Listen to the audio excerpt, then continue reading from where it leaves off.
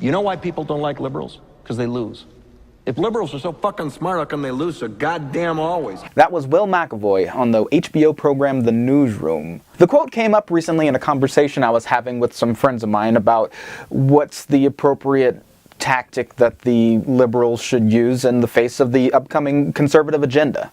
A friend of mine basically said, why do we have to be the ones who play nice? Why do we have to be the ones that have to be willing to compromise and find common ground? In short, why do we have to be the ones to take the high road when so often that means that we're going to lose?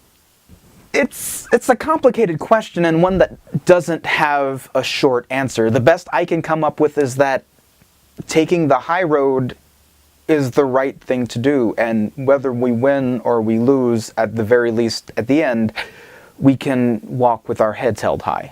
But let's try for a longer answer. If we're so smart, why do we lose? Well, first off, how smart are we exactly? I mean, you don't have to know that many liberals and conservatives to know that there isn't that much of a correlation between political ideology and intelligence. And of course, this begs the question of what exactly defines intelligence. Is it determined by how good your test scores are, how high of an education you completed, if you're good at Jeopardy?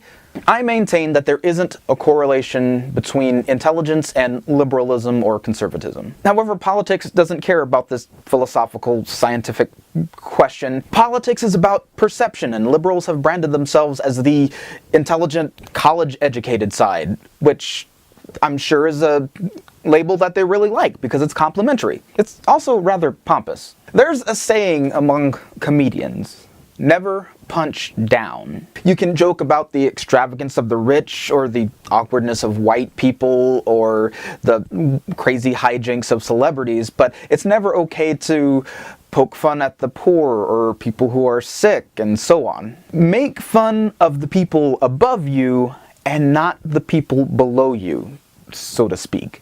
This applies to politics as well. Conservatives can say of liberals, well, if you're so smart, then what about this? As the supposedly more intelligent party, they should be able to justify their actions.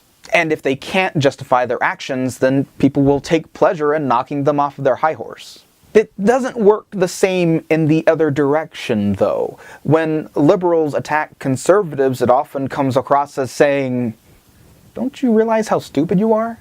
It's much harder to punch down and not look like a jerk. This is particularly crazy because conservatives aren't, in fact, stupid.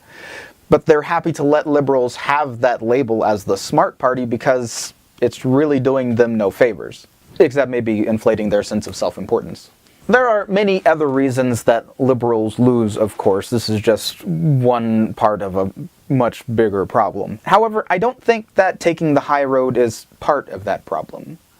In fact, I think it's the bare minimum part of the solution. It's when liberals fail to take the high road, when they give the impression that they're corrupt, or pretentious, or hypocritical, that they start to lose people. Anyway, that's what I've been thinking about lately. Thanks for watching. See you next week.